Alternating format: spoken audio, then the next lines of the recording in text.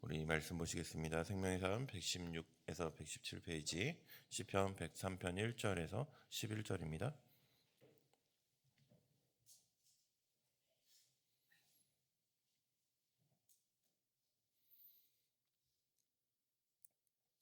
우리 같이 한 목소리로 봉독하겠습니다. 내 영혼아 여호와를 송축하라. 내 속에 있는 것들아 그의 거룩한 이름을 송축하라. 내 영혼아 여호와를 송축하라. 그의 모든 은택을 잊지 말지어다. 그가 내 모든 죄악을 사하시며 내 모든 병을 고치시며 내 생명을 파멸해서 속량하시고 인자와 긍휼로 관을 씌우시며 좋은 것으로 내 소원을 만족하게 하사 내 청춘을 독수리같이 새롭게 하시는도다. 여호와께서 공의로운 일을 행하시며 억압당하는 모든 자를 위하여 심판하시는도다. 그의 행위를 모세에게 그의 행사를 이스라엘 자손에게 알리셨도다. 여호와는 긍휼이 많으시고 은혜로우시며 노하기를 더디하시고 인자하심이 풍부하시도다. 자주 정책하지 아니하시며 노를 영원히 품지 아니하시리로다. 우리의 죄를 따라 우리를 처벌하지 아니하시며 우리의 죄악을 따라 우리에게 그대로 갚지 아니하셨으며 이는 하늘의 한 땅에서 높음 같이 그의 경외하는 자에게 그의 인자하심이 크심이로다. 아멘. 아멘. 새벽 예배 나오신 사랑하는 성도 여러분 환영하고 축복합니다. 오늘 말씀을 통해서 또 주님께서 주시는 위로를 또 주님께서 주시는 새 힘을 얻는 시간이 되기를 소망합니다. 오늘의 말씀 요약 보시겠습니다. 시편 기자는 자기 영혼을 향해 하나님을 송축하라고 선포합니다. 하나님은 그의 모든 죄악을 사하시고 병을 고치시며 그의 소원을 만족하게 하시는 분입니다.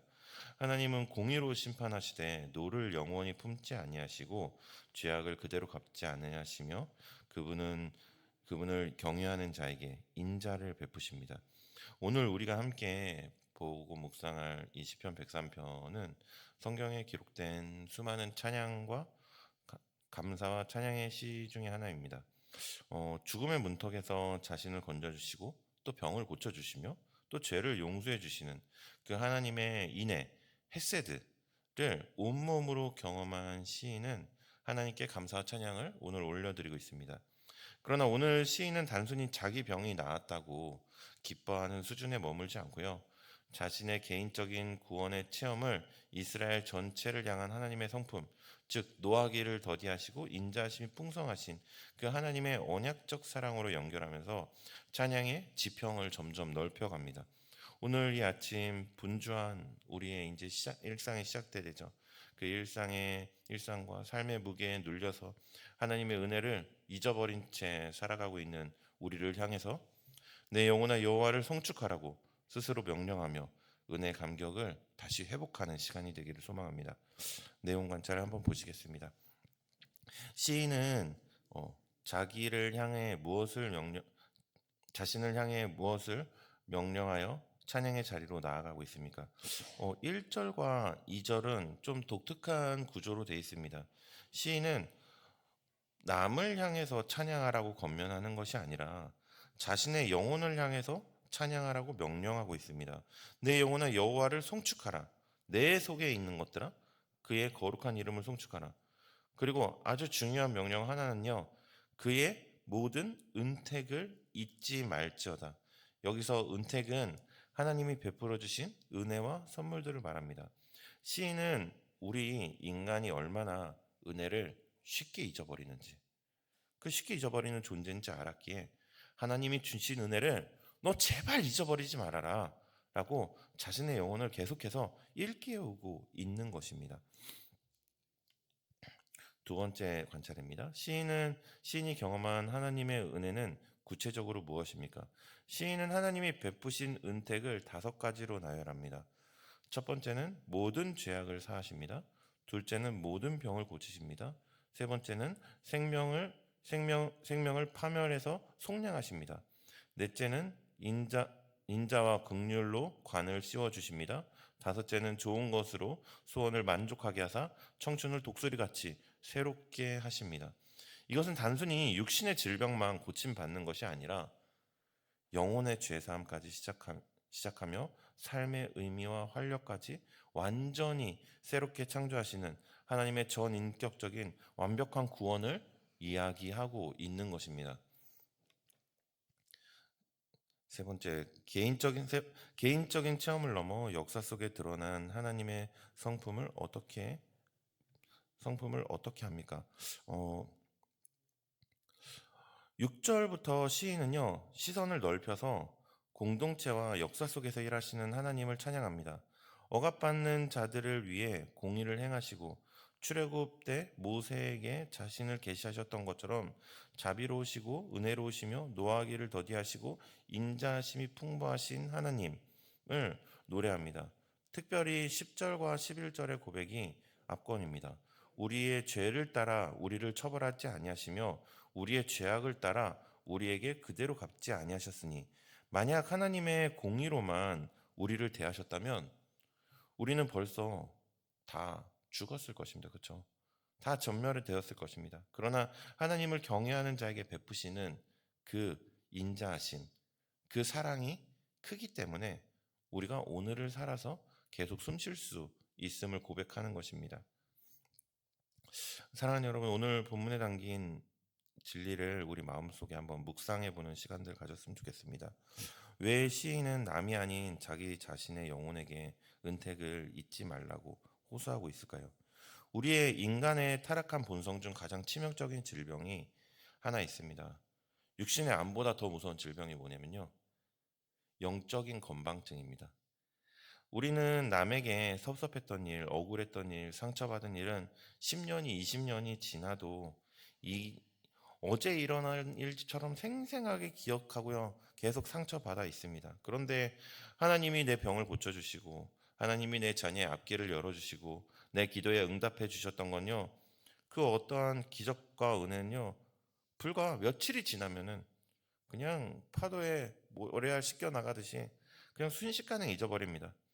화장실 들어갈 때와 나올 때가 다르듯이 응답받기 전에는 하나님 살려주시면 평생, 하나님 이것만 해결해 주시면 평생, 근데 눈물 콧물 다 쏟아내고 응답받고 나면요, 아, 내가 원래 좀 운이 좋았어, 아, 내가 열심히 노력해서 된 거야 하면서 하나님의 자리를 지워버리죠.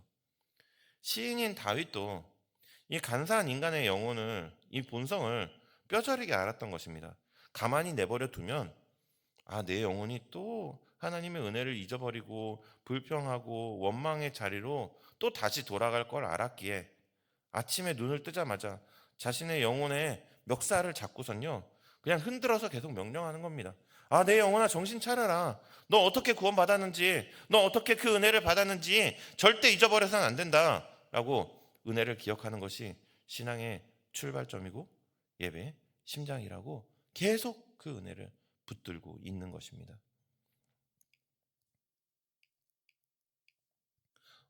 시인은 왜 육신의 질병을 고침받는 것보다 죄사함을 먼저 노래하고 있습니까?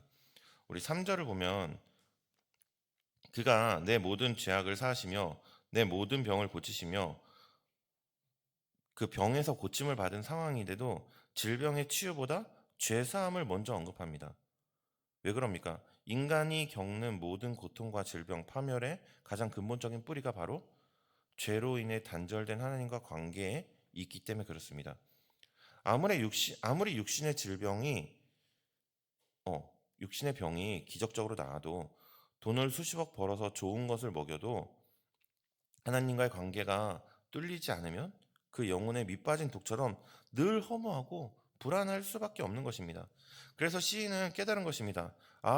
내 병이 나은 것도 너무 감사하지만 그것보다 더 중요한 것은 지옥의 불에 떨어져 마땅한 나의 더러운 이 죄악들을 하나님 묻지도 않고 따지지도 않고 다 용서해 주셨다는 사실이구나. 그래서 오늘 시편은 단순히 현세적인 복을 구하라는 기복신앙을 이야기하는 것이 아니라 영혼의 근본적인 회복과 십자가의 용서를 바라보는 하나님의 깊은 복음 가운데로 우리를 인도하고 있다는 것입니다. 오늘 우리가 말씀을 통해서 세 가지 질문을 한번 솔직하게 자신에게 던져봤으면 좋겠습니다. 첫 번째 질문입니다. 나는 분주함과 근심에 눌려 영적인 건망증 환자로 살아가고 있지는 않습니까? 오늘 내 영혼의 상태를 정직하게 한번 진단해 봤으면 좋겠습니다. 여러분 입술에 지금 찬양이 흘러나오고 있습니까? 아니면은 한숨과 짜증과 불평이 흘러나오고 있습니까? 재정적인 어려움이 찾아왔다고, 남편과 혹은 아내와 혹은 아이들이 속 썩인다고, 직장에서 내 마음대로 일이 풀리지 않는다고, 하나님 나만 왜 이렇게 힘들게 하시나, 아니 사랑의 하나님이라며 복 주시는 하나님이라며 원망하고 있지는 않습니까? 사랑하는 여러분, 우리가 지옥에 가지 않고 천국 백성이 된 것만 해도, 그 하나만으로도 우리는 평생 눈물로 춤추며 감사하며 살아야 될 존재들인 거죠. 그런데 우리는 이미 내게 부어주신 그 태산 같은 십자가의 은혜는요, 까맣게 잊어버리고 당장 내 눈앞에 있는 이 티끌 같은 결핍 하나 때문에 하나님을 원망하고 또 상황을 원망하고 불평합니다. 오늘 이 아침 잠들어 있는 우리의 영혼을 다시 깨우길 소망합니다. 감정에, 상황에 흔들리지 마십시오. 내 영혼아, 내 속에 있는 것들아, 불평을 멈추고 여호와를 송축하라. 내가 받은 은혜를 기억하고 계속해서 세어보아라. 억지로 내 영혼을 일깨워 십자가의 은혜를 기억해 나가는 것, 이것이 여러분 믿음의 실력입니다. 우리 두 번째 질문입니다. 반복되는 죄의 습관 때문에 나는 틀렸어라며 하나님의 용서를 체념하며 살고 있지는 않습니까? 신앙생활을 오래 하는데 반복적으로 짓고 있는 죄가 있다면 쉽게 끊어지지 않습니다. 매일 결단하면서 또 넘어지고요.